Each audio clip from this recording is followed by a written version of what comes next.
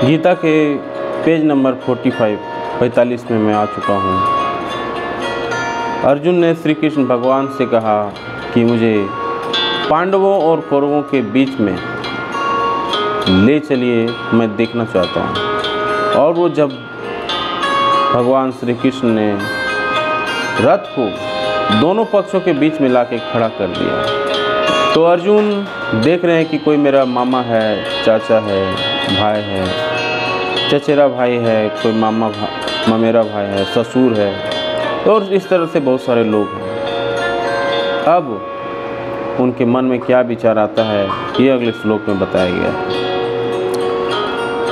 तांसी मिक्ष्य स कौन्तेय सर्वा बंधु न वस्ति अस्थान कृपया पर्याविष्टो विसिद्ध तनिदम ब्रवीत।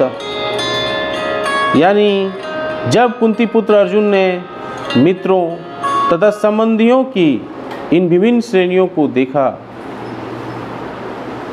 तो वह करुणा से अभिभूत हो गया और इस प्रकार बोला।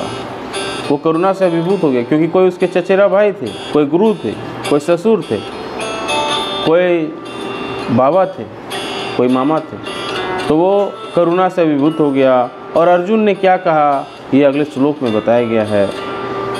दुष्टमा स्वजनम कृष्ण युत्स्वम समुपस्थितम सिद्धानन्ति मम गात्राणि मुखम च परिशूयस्यति।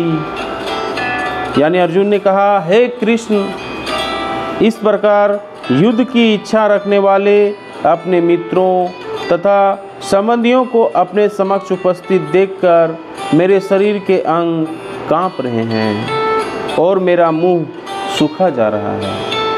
तो अर्जुन ने कह रहा है कि मेरा मुंह सूख गया है और मेरे शरीर कांपने लगे हैं, मैं इतने अपने संबंधियों को देखा हूँ। यथार्थ भक्ति से युक्त मनुष्य में वो सारे सद्गुण रहते हैं जो सत्पुरुषों या देवताओं में पाए जाते हैं, जबकि अभक्त अपनी शिक्षा तथा संस्कृति के द्वारा भौतिक योग्यताओं में चाहे कितना ही उन्नत क्यों ना हो, इन ईश्वरीय गुणों से विहीन होता है। अतः स्वजनों, मित्रों तथा संबंधियों को युद्ध भूमि में देखते ही अर्जुन उन सबों के लिए करुणा से अभिभूत हो गया जिन्होंने परस्पर युद्ध करने का निश्चय किया था। जहाँ तक उसके अपने सैनिकों का संबंध था, वह उनके प्रति प्रारंभ से ही दयालु था, किंतु विपक्षी दल के सैनिकों की आसन्न मृत्यु को देखकर वह उन पर भी दया का अनुभव कर रहा था। और जब वह इस प्रकार सोच रहा था तो उसके अंगों में कंपन होने लगी, यानी उसके अंग कांपने लगे, उनके शरीर में कंपन होने लगी, कांपने लगे वो, और मुंह सूख गया। उन सबको युद्धा भीमा मुख देखकर उसे आश्चर्य भी हुआ। प्रायः सारा कुटुंब, अर्जुन के सगे संबंधी उससे युद्ध करने आए थे।